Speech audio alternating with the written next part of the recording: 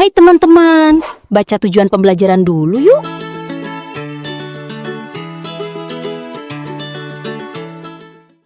Sebelum memulai petualangan, kenalan dulu bareng pemandu petualangan kita kali ini. Halo, nama aku Aira. Aku sangat suka dengan hal-hal baru. Halo teman-teman, aku Tio. Aku sangat suka petualangan. Dan aku si Awan. Aku akan menemani Aira dan Tio selama petualangan. Ada Tio. Hai Aira. Tio, kita keliling desa yuk. Wah, seru tuh. Yuk. Tio, lihat. Akhir-akhir ini, sungai di desa kita airnya terlihat lebih sedikit dari biasanya. Iya, beberapa hari ini cuaca sangat panas dan hujan belum turun. Kalau airnya kering, otomatis di rumah nggak ada air. Lalu kita mandinya gimana? Nyiram tanaman gimana? Kira-kira gimana ya agar air tidak hilang? Tanya si Awan yuk. Halo teman-teman, tenang saja, air di bumi nggak bakal hilang kok. Tetapi air akan terus berubah dan berpindah tempat melalui beberapa proses. Faktanya, air di bumi kita tidak pernah habis. Air di bumi tidak pernah habis karena mengalami siklus air yang selalu berputar.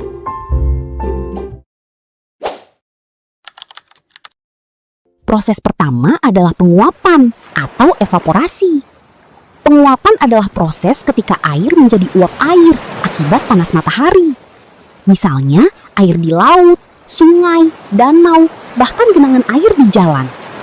Saat matahari bersinar, air perlahan berubah menjadi uap air, lalu naik ke udara.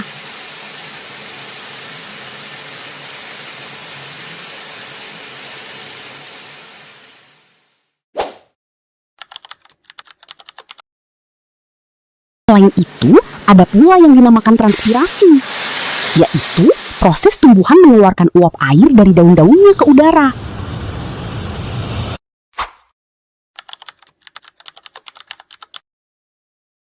Selanjutnya, proses kedua, yaitu kondensasi. Ini merupakan proses berkumpulnya uap air di udara menjadi awan.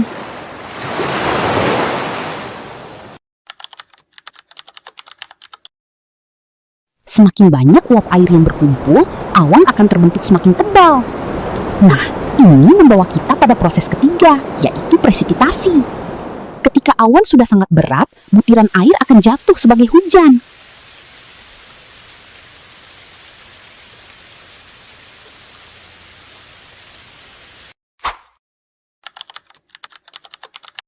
Sebagian air hujan akan meresap ke dalam tanah. Ini disebut infiltrasi. Air ini akan menjadi air tanah yang penting bagi kehidupan.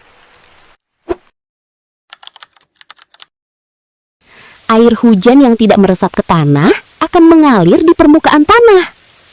Air ini mengalir ke sungai, danau, dan kembali ke laut. Proses ini disebut aliran permukaan. Lalu, siklus ini akan dimulai lagi dari awal dengan proses yang sama. Siklus air akan terus terjadi. Karena proses inilah yang menjaga ketersediaan air di bumi kita. Sekarang aku tahu, air di sungai dan di bumi kita berasal dari perjalanan panjang siklus air. Berarti tugas kita yaitu harus menjaga air agar tetap bersih dan tersedia.